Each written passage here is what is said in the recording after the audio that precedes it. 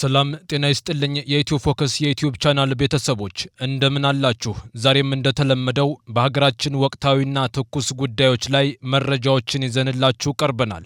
ጠቅላይ ሚኒስትር አብይ አህመድ በቅርቡ በሰጡት መግለጫ የመስፋፋት ፍላጎት የለንም በማለት ለጎረቤት ሀገራትና ለዓለም አቀፍ ማህበረሰብ ግልጽ መልእክት አስተላልፈዋል። ይህ ንግግር በምን ምክንያት መጣ? በታላቁ የህዳሴ ግድብ በባህር በር ጥያቄና በክልላዊ ፖለቲካ ላይ ምን አንደምታ ይኖረዋል? ዛሬ በኢትዮ ፎከስ የጠቅላይ ሚኒስትሩ ንግግር ዋና ዋና ነጥቦች፣ የጎረቤት ሀገራት ምላሽ ምን ሊሆን ይችላል የሚሉትን ጉዳዮች በጥልቀት እንመረምራለን። ለቻናሉ አዲስ የሆናችሁ ሳብስክራይብ በማድረግ ቤተሰብ እንድትሆኑ፣ ሁላችሁም ደግሞ ቪዲዮውን ላይክ በማድረግ ለሌሎች እንዲደርስ እንድታደርጉ በአክብሮት እንጠይቃለን። ወደ ዝርዝር መረጃው እናልፋለን። ጠቅላይ ሚኒስትር አብይ አህመድ የመስፋፋት ፍላጎት የለንም አሉ። ጠቅላይ ሚኒስትር አብይ አህመድ የረመዳን ጾም መጀመርን በማስመልከት የካቲት 9 2018 ዓ.ም በአረበኛ ቋንቋ ባስተላለፉት መልእክት ኢትዮጵያ የጎረቤት ሀገርን መሬት የመውረርና የመስፋፋት ፍላጎት የላትም አሉ። ጠቅላይ ሚኒስትር አብይ አህመድ በዚህ መልእክታቸው ላይ ኢትዮጵያን የታማኝነት የእውነት ምድር ሲሉ የጠሯት ሲሆን የጎረቤቶቿን ደህንነት አደጋ ላይ እንደማትጥል ተናግረዋል። ጠቅላይ ሚኒስትሩ ይህንን ያሉት በኢትዮጵያና በኤርትራ መካከል ጦርነት ይቀሰቀሳል በሚል ውጥረት ባየለበት ወቅት ነው። ኢትዮጵያ የባህር በር ለማግኘት የህልውና ጉዳይ ነው ስትል ከገለጸች ወዲህ በሁለቱ ሀገራት መካከል ያለው ግንኙነት ሻክሮ ወደ ቃላት ጦርነት አድጓል።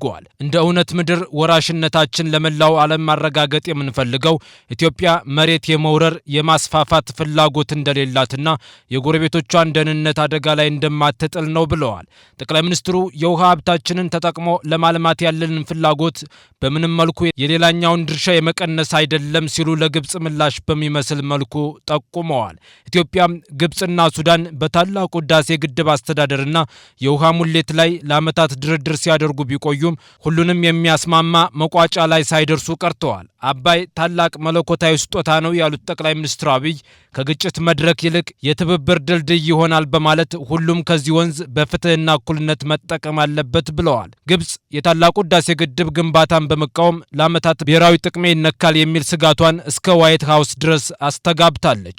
ኢትዮጵያ ለጎረቤቶቿ ታማኝ ሆና ትኖራለች ያሉት ጠቅላይ ሚኒስትር አብይ ማንንም አትጎዳም፣ በኢፍትሐዊነት ፊት በዝምታም አትቀመጥም፣ የማንንም ድርሻ ለማንሳት አትፈልግም ብለዋል። ኢትዮጵያ ዛሬ ከ130 ሚሊዮን በላይ የሆነው ህዝቧን ከድህነት ለማውጣት ትግል እያደረገች መሆኗን የጠቀሱት ጠቅላይ ሚኒስትሩ አካባቢዋን የምትመለከተው በውህደት እንጂ በማስፋፋት አይደለም ሲሉ ተናግረዋል። ደህንነቱ የተጠበቀና ፍትሐዊ የባህር ዳርቻ ለማግኘት ያለን ፍላጎት የሰብአዊ ፍላጎቶችንና የህዝብ ቁጥር መጨመርን የሚያገለግል ፕሮጀክት የማጠናቀቅ ጥሪ ነው ብለዋል። አክለውም የኢትዮጵያ ባህር በር የማግኘት እንቅስቃሴ በሌላ እይታ የጎረቤቶቹን ሉዓላዊነት የማይጋፋና የሌሎችን ጥቅም የማይጎዳ የአጋርነት ግብዣ ነው ብለዋል። የሰላም ቋንቋ የጦርነት ከበሮን የሚተካበት ጊዜ መጥቷል ያሉት ጠቅላይ ሚኒስትሩ ሀብቶች ከምሽግ ጉድጓድ ቁፋሮ ወደ ተቋማት ግንባታ የሚሸጋገሩበት ጊዜ መድረሱን ገልጸዋል። የጦር መሳሪያዎችን ከማምረት ወደ መሬት ማልማትና የሰውን ልጅ ከመግደል ወደ ማስተማር ማሰልጠንና ማብቃት የምንሸጋገርበት ጊዜ ነው ብለዋል። ኢትዮጵያ ባለፈው ወር መጨረሻ ለኤርትራ በጻፈችው ደብዳቤ የኤርትራ ሰራዊት ተቆጣጥሯቸዋል ካለቻቸው የኢትዮጵያ ሉዓላዊ ግዛቶች እንዲወጣና ለድርድር ዝግጁ እንድትሆን ጠይቃለች። ለዚህ ምላሽ የሰጠችው ኤርትራ በበኩሏ በውጭ ጉዳይ ሚኒስትር ጌዲዮን ጢሞቴዎስ የተጻፈውን ደብዳቤም ሐሰትና የፈጠራ ስትል ውድቅ አድርጋለች። የኤርትራ የውጭ ጉዳይ ሚኒስትር ጉዳዩን ክደው መከራከሪያ ቢያቀርቡም ኤርትራ በትግራይ ጦርነት በተፈጠረው አጋጣሚ ዛላምበሳን ጨምሮ በርካታ የኢትዮጵያን ቀበሌዎች በቁጥጥር ስር አድርጋ ትገኛለች።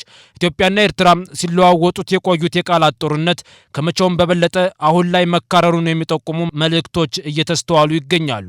ኢትዮጵያ ኤርትራ ወደ ኢትዮጵያ ግዛት በመግባት የተወሰኑ አካባቢዎችን ተቆጣጥራለች እንዲሁም ታጣቂዎችን ትደግፋለች ብላ ያቀረበችውን ክስ ኤርትራ ሐሰተኛና የፈጠራ ስትል አጣጥላለች። የኢትዮጵያና የውጭ ጉዳይ ሚኒስትር ቅዳሜ ጥር 30 2018 ዓ.ም ለኤርትራው የውጭ ጉዳይ ሚኒስቴር በላከው ደብዳቤ የኤርትራ ሰራዊት ተቆጣጥሯቸዋል ካላቸው የኢትዮጵያ ሉዓላዊ ግዛቶች እንዲወጣና ለድርድር ዝግጁ እንዲሆን ጠይቋል። የኤርትራ የማስታወቂያ ሚኒስቴር ትላንት የካቲት 3 ቀን 2018 ዓ.ም በሰጠው ምላሽ ኤርትራ ትርጉም የለሽ ውዝግብ ውስጥ ነዳጅ ለመጨመርና ሁኔታውን ለማቀጣጠል ተነሳሽነቱም ሆነ ፍላጎቱ እንደሌላት አስታውቋል።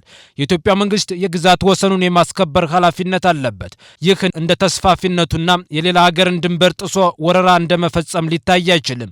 ያለፈው መስከረም መገባደጃ ላይ የኢትዮጵያ የውጭ ጉዳይ ሚኒስቴር ለተባበሩት መንግስታት ድርጅት ዋና ጸሐፊ አንቶኒዮ ጉቴሬዝ በጻፈው ደብዳቤ የኤርትራ መንግስትና ህወሓት ጸምዶ በሚል ጥምረት ኢትዮጵያ ላይ ጦርነት ለመክፈት እየሰሩ ነው ሲል መክሰሱ አይዘነጋም።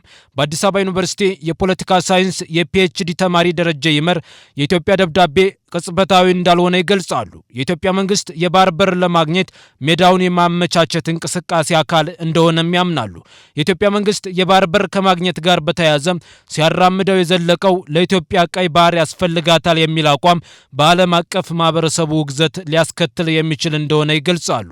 ለምሳሌ ኢትዮጵያ በቀይ ባህር ምክንያት ወደ ጦርነት ብትገባ ከዓለም አቀፍ ህግ አንጻርም ከአልጀርስ ስምምነት አንጻርም ቅርቃር ውስጥ ሊከታት ስለሚችል አዋጭ አይደለም ይላሉ የፖለቲካ ሳይንስ ተማሪው።